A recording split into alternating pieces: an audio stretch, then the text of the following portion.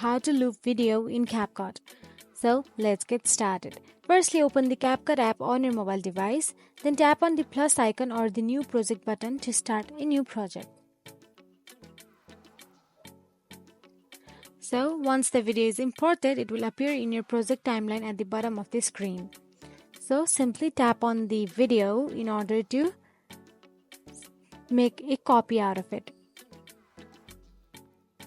Now you can see the duplicate option available there. Simply tap on it. In the pop-up menu that appears, tap on the duplicate option. This will create a copy of the video clip. So drag the duplicated video clip to the right of the original clip in the timeline, and this will place the duplicate next to the original clip. So now if you want to loop the video multiple times, then you can simply tap on the reverse option available there for the second video, for the copied video.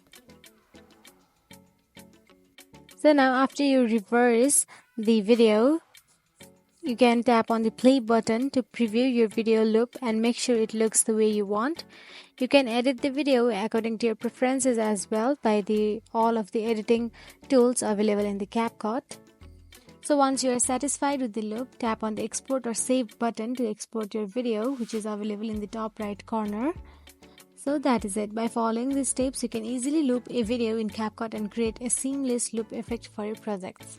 So if you found this video helpful, please like, share and subscribe our channel, and thank you for watching.